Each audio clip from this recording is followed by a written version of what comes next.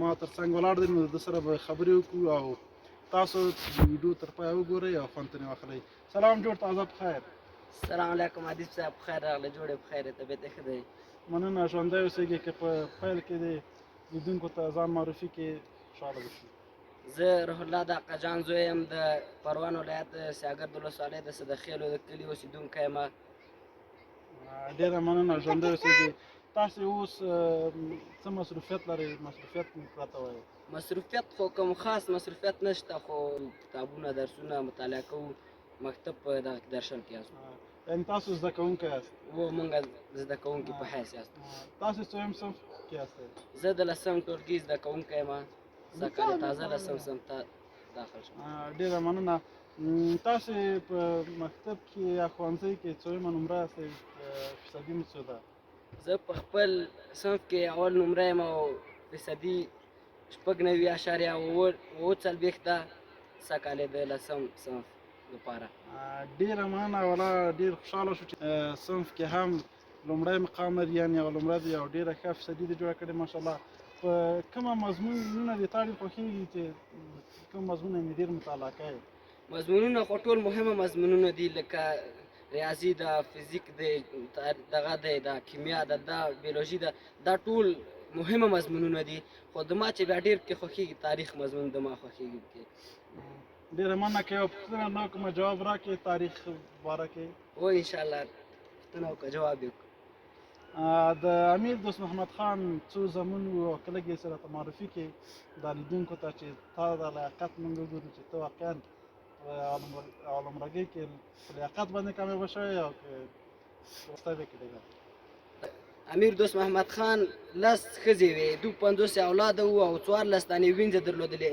د امیر دوست محمد خان په دغه 52 اولاده کې 29 دانې مردانه او 23 دانې زنانه دغه شتون لري، یعنې په معنا د لوڼو شتون لري.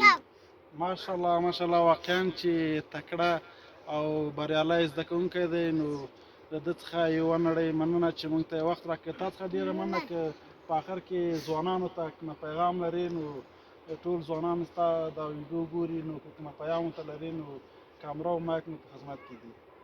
خیر اوسې، مننه. ځوانانو ته زه یو خاص پیام لرم چې ځوانان نه باید د خپل وخت بې وخته تیر کړي، یعنې بې ځایه تیر کړي. وخت زیاتره پوهان وایي وخت یو دغه دی، د طلا په شان دی، خو زه وایم نه، طلا په شان هم نه دی. طلا خو په هره ظرفروشۍ او هره طلا فروشۍ کې پیدا کېږي، او دغه وخت چې زه د ادیب صاحب په خوا کې ولاړ یم، دغه وخت بیا راتلونکی نه دی.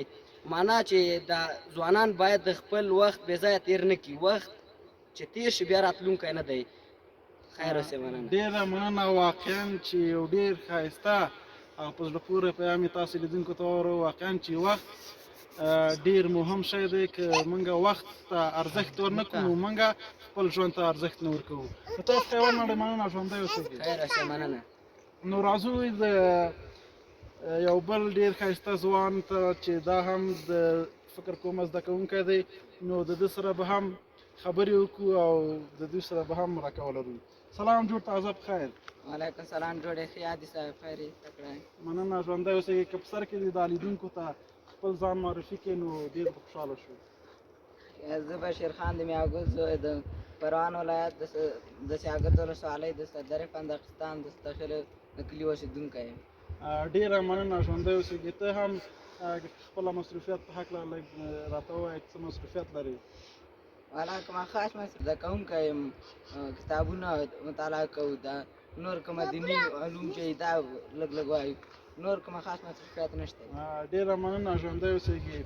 نو تا د ښوونځي کې د خوښې وړ مضمون یعنې کومه یو دی؟ کوم مضمون دې ډېر خوښېږي؟ مضمونونه خو مې ټول خوښېږي، خو بیا خاصه کې ریاضي ده، فزیک دی او کیمیا ده. ماشاءالله، والله تا مضمونونه خوښېږي چې واقعا په دلچسپه مضمونونه دي او ډېر خورا ښه مضمونونه دي. ښه ذوق لرې. نو که په آخر کې ځوانانو، لیدونکو، هېوادوالو ته کومه پیام لرې نو مایک او کامره مو په خدمت کې ده. نه، کومه خاص پیام خو نشته دی، خو دا یو دا خبره به وکړم چې قیمتي وخت دی او بې ځایه دا نه کړي چې دا فکرونه لري چې ایران ته بل ځای ته لاړ شي. دا فکرونه یې له ما څخه لرې کړي. داسې دا فکر وکړي چې دا وخت بېرته راتلونکی نه دی، ځکه چې دا وخت تېر شي بیا نه راځي. دغه قیمتي وخت دی.